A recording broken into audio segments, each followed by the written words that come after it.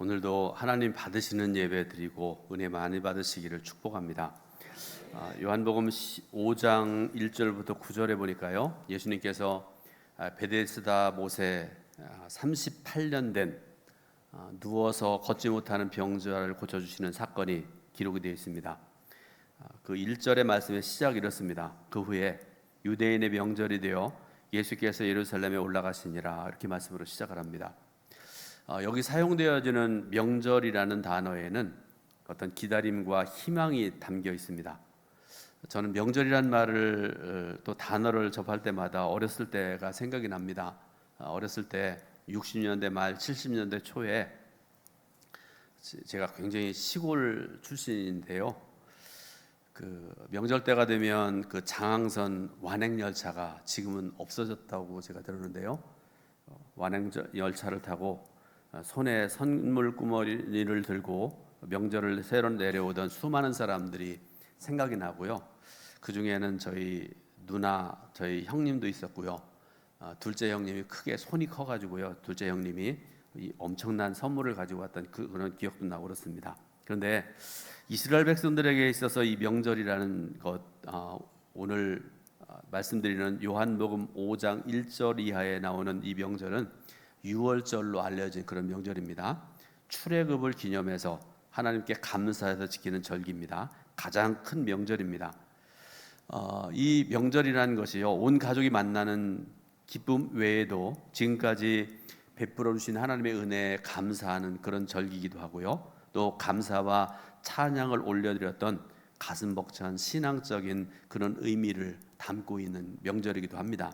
그런데 이 귀한 명절에 양문 곁에 여러분, 양문이라는 문은요, 예루살렘 성에 여러 가지 문들이 있는데 그 북쪽에 있는 문입니다. 제물로 사용하기 위한 양들을 들여갔던 문, 그래서 이름이 양문이라는 이름이 붙여져 있습니다.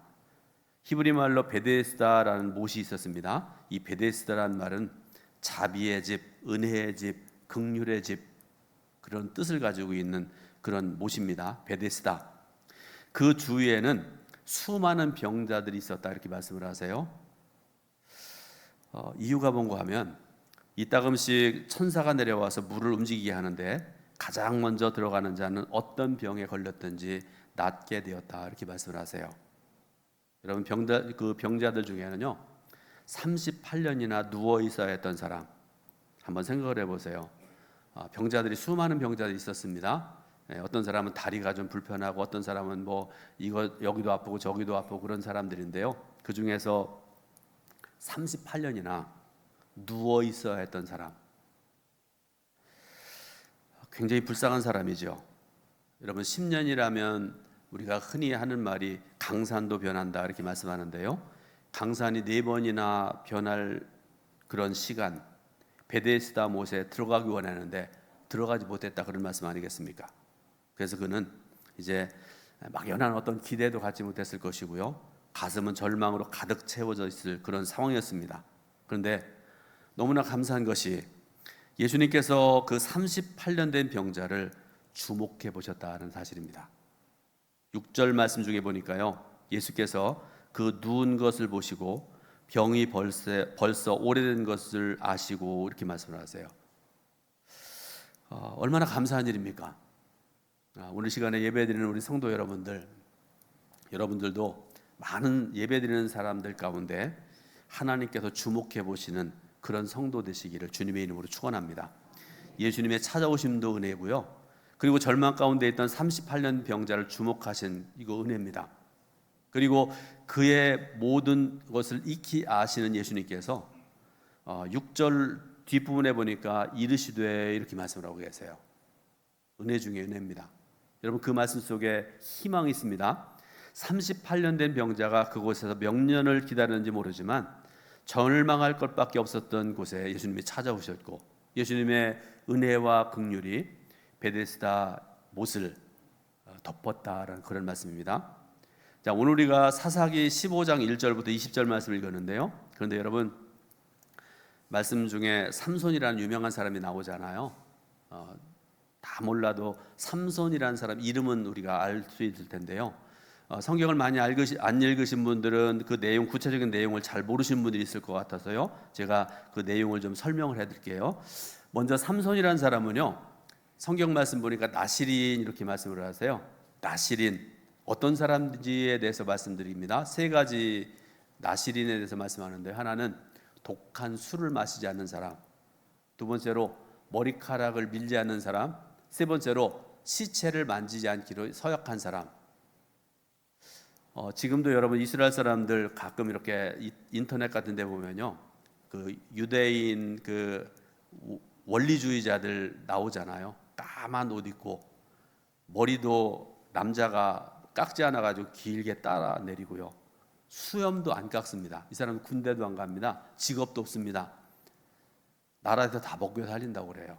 이것 때문에 큰 문제가 된다고 그러는데요, 어쨌든 자신들이 나실인이라고 생각을 하고 이 사람들이 이런 행동을 하고 살아가는데요, 삼손이 그랬다, 그런 말씀입니다. 그런데 이 삼손이 나실인인데 이방 여인과 결혼합니다.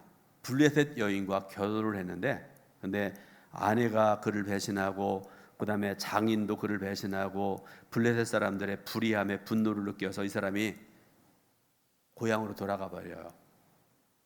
얼마 후에 삼손이 아내를 보기 위해서 딥나라는 곳으로 가게 되는데요, 장인으로부터 아내가 블레셋 사람과 결혼했다는 소식을 듣게 됩니다. 그래서 이 삼손이 복수할 결심을 가지고 여우 300마리를 잡아가지고요, 둘씩 꼬리를 묶고 그 꼬리에다가 회를 달아서, 회라는 게 뭔가 하면 횃불을 달았다, 그런 말씀입니다. 그래가지고 블레셋 사람들의 밭으로 쫓습니다. 그래서 블레셋 사람들이 가지고 있던 모든 것들을 다 태워버립니다. 이 사실을 알게 된 블레셋 사람들, 유다를 치려고 쳐들어옵니다. 그때 위협을 느낀 유대 사람들이 삼손을 결박해서 블레셋 사람들에게 넘겨주려고 그래요. 그런 상황에서, 아주 위급한 상황에서 삼손은 하나님의 권능을 힘입어서 자신을 결박했던 줄을 끊고 나귀 턱뼈 한 해로 블레셋 사람 1000명을 도륙한다는 것이 오늘 말씀의 주요 내용입니다. 그런 상황에서 일어난 놀라운 사건이 있는데요, 사사기 15장 18절 19절, 여러분 이 말씀 굉장히 중요해서 같이 읽어봅니다. 같이 읽습니다. 삼손이 심히 목이 말라 여호와께 부르짖어 이르되, 주께서 종의 손을 통하여 이 큰 구원을 베푸셨사오나 내가 이제 목말라 죽어서 할례 받지 못한 자들의 손에 떨어지겠나이다 하니, 하나님이 레히에서 한 우묵한 곳을 터뜨리시니 거기서 물이 솟아나오는지라 삼손이 그것을 마시고 정신이 회복되어 소생하니, 그러므로 그 샘 이름을 엔학고레라 불렀으며 그 샘이 오늘까지 레히에 있더라. 아멘. 자, 여러분 오늘 말씀의 제목 보셨죠? 오늘 말씀 중에, 읽은 말씀 중에 엔학고레라는 그런 생소한 명칭이 있습니다. 이건 꼭 여러분 기억하시면 좋을 것 같아서 보세요. 엔학고레, 히브리 말인데요, 뜻을 아는 게 중요하죠. 부르짖는 자의 샘, 또 외침에 응답한 우물이라는 그런 뜻을 가지고 있는 그런 말입니다. 자, 삼손이 갈증이 심해서 하나님께 마실 수 있는 물을 달라고 외쳤을 때 응답해 주신 하나님, 그래서 마실 물을 주신 하나님의 은혜를 기억하기 위해서 붙여진 이름입니다. 그리고 그 이름이 오늘까지도 레히에 있다, 이렇게 말씀을 하고 계세요. 여러분, 지금까지 본문을 통해서 삼손의 행태에 대해서 쭉 여러분에게 말씀드렸습니다. 제가 삼손의 믿음이라고 말하지 아니하고 행태라고 말씀드렸지요.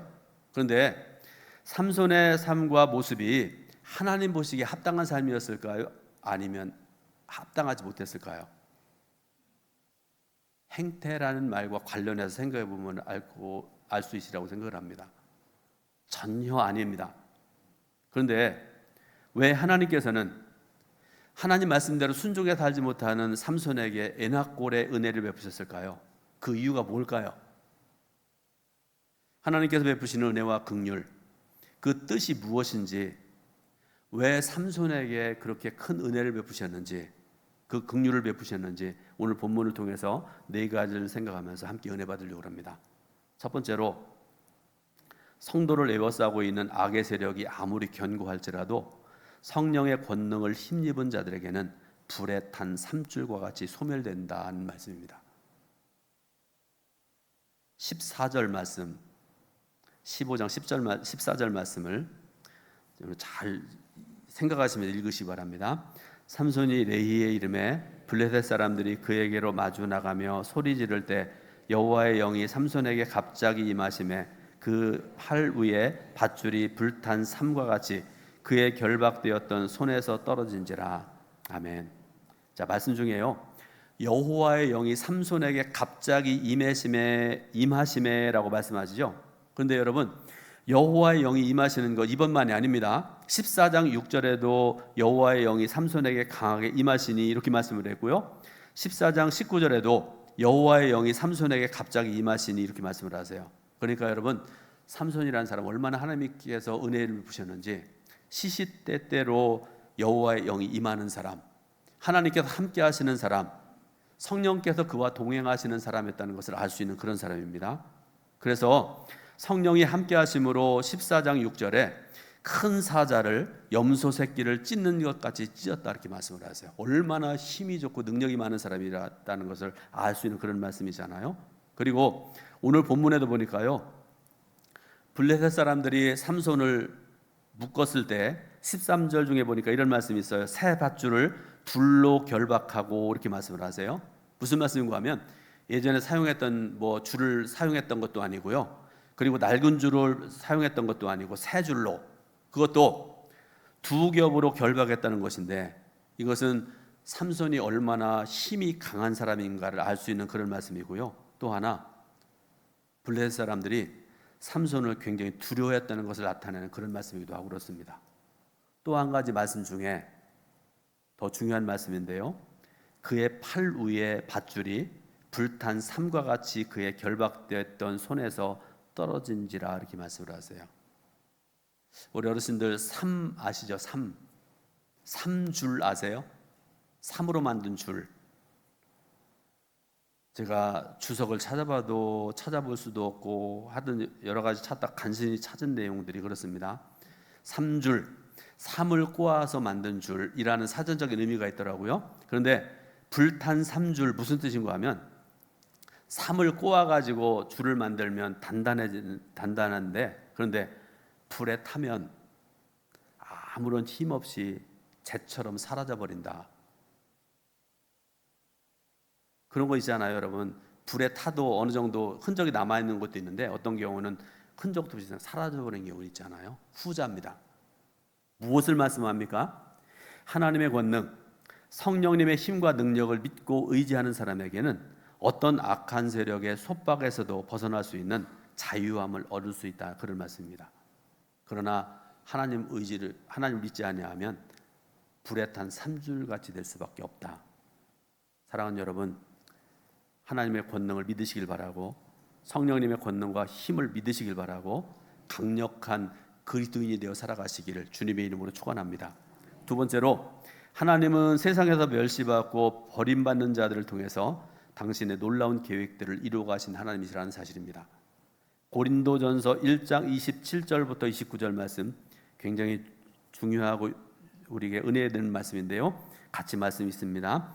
그러나 하나님께서 세상에 미련한 것들을 택하사 지혜 있는 자들을 부끄럽게 하려 하시고, 세상에 약한 것들을 택하사 강한 것들을 부끄럽게 하려 하시며, 하나님께서 세상의 선한 것들과 멸시받는 것들과 없는 것들을 택하사 있는 것들을 폐하하려 하시나니, 이는 아무 육체도 하나님 앞에서 자랑하지 못하게 하려 하심이라. 아멘. 여러분, 이 고린도전서 1장 27절부터 29절 말씀 아멘으로 믿으시길 바랍니다. 사사기 16장부터 16장에 삼손에 대한 말씀이 쭉 나옵니다. 여러분, 거기에 나오는 삼손을 한번 보세요. 동족에 의해서 배신을 당했던 사람이고요, 멸시를 받았던 사람이고요, 천대받았던 사람인데, 그런데 이스라엘을 구원하시려는 하나님께서 하나님의 손에 붙들려서 놀라운 역사를 일으켰던 사람이 삼손이기도 하고 그렇습니다. 그런데 여러분, 삼손 하면 떠오르는 이미지가 있잖아요. 아까 말씀드렸죠, 나실인이었다. 또 하나, 얼마나 강력한 힘을 가지고 있던 사람인지, 그 강력한 힘으로 이방을 물리치고 이스라엘을 구원한 사람, 이런 이미지가 삼손에게 있다, 그런 말씀입니다. 물론 우리가 아는 것처럼 삼손은 온전하게 나실인의 삶을 살지 못했습니다. 그러나 그랬을지라도 하나님의 손에 붙들려 있을 때에는, 하나님을 믿고 의지할 때만은 이스라엘을 구원하고 큰 역사를 이룰 수 있었다, 그런 말씀입니다. 여러분, 우리가 믿는 예수님도 한번 생각을 해보세요. 유대인들에 의해서 마치 건축자들의 쓸모없는 돌과 같이 취급받으셨다, 이렇게 말씀을 하세요.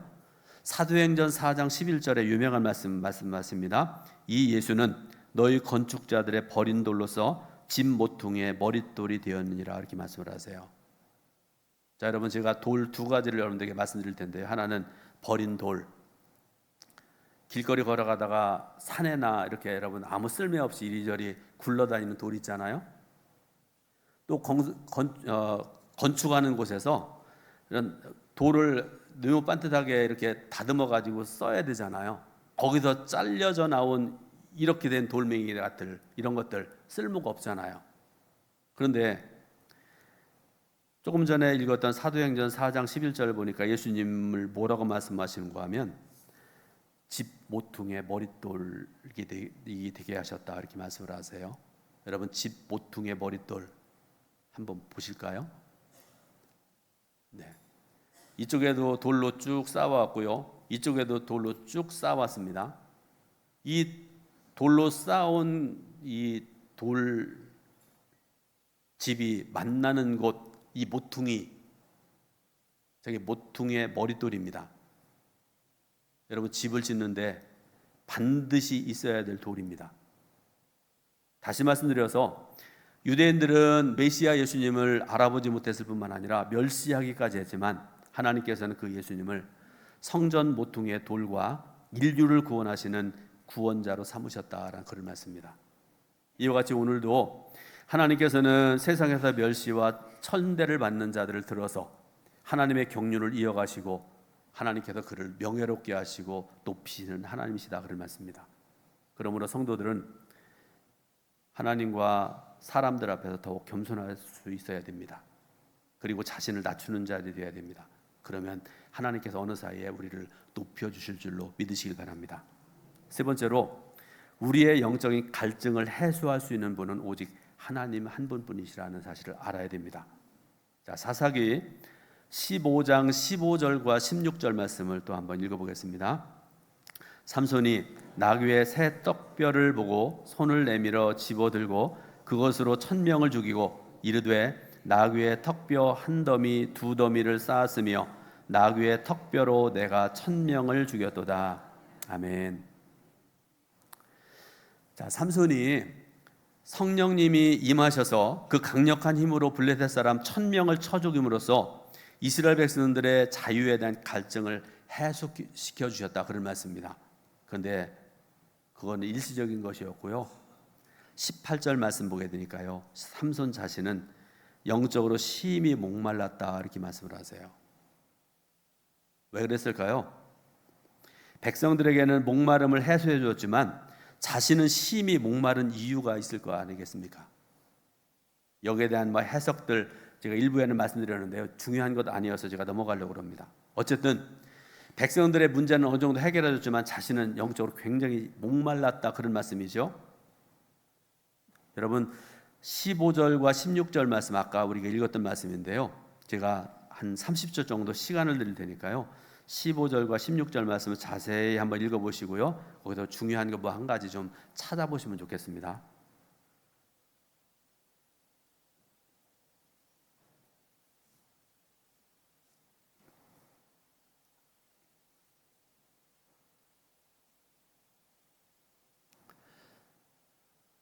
자, 30초가 굉장히 짧은데요, 보세요. 이제 제가 일부 예배 때 물어보니까 90점에 대답을 못 하셔가지고 그냥 지나갔는데요, 15절 16절에서 여러분 제가 질문하려는 의도 아신 분, 이거 주목해 봐야 될 게 뭘까요? 여기서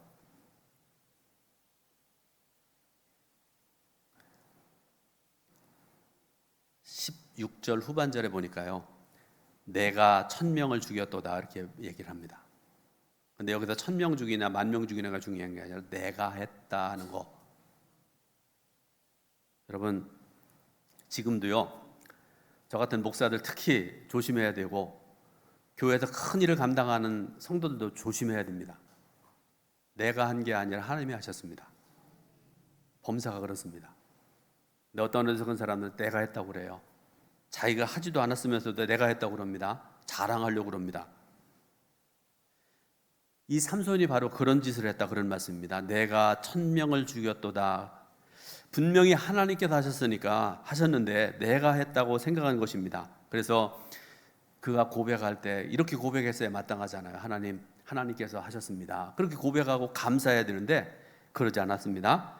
자기 자랑을 하고 난 다음에 삼손이 어떻게 하는가 하면 턱뼈를 내던졌다, 이렇게 말씀을 하세요. 참으로 안타까운 모습이 아닐 수가 없습니다. 사랑하는 여러분,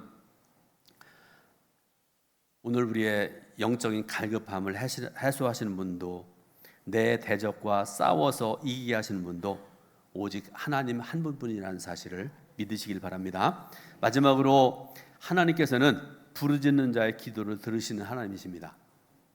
자, 오늘 읽은 말씀 중에 18절 19절 아까 읽었던 말씀인데요, 다시 한번 18절 19절 말씀을 같이 읽습니다. 삼손이 심히 목이 말라 여호와께 부르짖어 이르되 주께서 종의 손을 독하여 이 큰 구원을 베푸셨사오나 내가 이제 목말라 죽어서 할례 받지 못한 자들의 손에 떨어지겠나이다 하니 하나님이 레이에서 한 우묵한 곳을 터뜨리시니 거기서 물이 솟아나오는지라 삼손이 그것을 마시고 정신이 회복되어 소생하니 그러므로 그 샘 이름을 엔하꼬레라 불렀으며 그 샘이 오늘까지 레히에 있더라. 아멘. 여러분, 삼손이 드디어 처음으로 간절히 하나님을 찾고 있습니다. 하나님께 기도하면서 하나님의 도우심을 구하고 있습니다. 여러분, 이런 상황에서 이제까지 삼손의 그 삶의 모습들을 여러분 들어보셨잖아요. 만약에 여러분이 하나님이시라면 어떻게 하실 것 같아요? 지금까지 여러분 하나님을 배신했고요, 죄를 지었고 베풀어 주신 은혜를 잊어버렸습니다. 나시린으로서의 거룩함을 버렸던 사람입니다. 블레셋 여인을 아내로 삼았던 그런 사람이기도 합니다. 성령님의 능력을 개인적으로 복수하는 일에 사용하기도 했습니다. 그랬던 삼손인데요, 자신이 목이 말라서 죽을 지경이 되니까 하나님을 간절히 찾고 있는 그런 상황이죠. 다시 여러분들에게 질문합니다. 여러분이 하나님이라면 어떻게 하실 거예요? 놀랍게도 하나님께서는 이런 삼손에게 다시 긍휼을 베풀어 주십니다. 무슨 말씀인가 하면 삼손의 부르짖음에 응답하셨다, 그런 말씀이에요. 제가 믿는 하나님, 여러분이 믿는 하나님은 이렇게 멋진 분이세요. 다시 19절 말씀을 읽습니다. 오늘 마지막으로 읽을 말씀인데요, 다시 한번 19절 읽습니다. 하나님이 레이에서 한 우묵한 곳을 터뜨리시니 거기서 물이 솟아나오는지라 삼손이 그것을 마시고 정신이 회복되어 소생하니 그러므로 그 샘 이름을 엔하꼬레라 불렀으며 그 샘이 오늘까지 레히에 있더라. 아멘. 자, 여러분 다시 한번 말씀드립니다. 엔하꼬레, 부르짖는 자의 샘, 그 외침에 응답한 우물, 긍휼의 샘이란 뜻입니다. 마지막으로 여러분들에게 질문 하나 더 하려고 그러는데요, 레히의 우묵한 곳에서 물이 터져나왔다 말씀했잖아요. 그 물이 터져나오기 전에 먼저 터진 것이 하나가 있었는데 뭔지 아세요?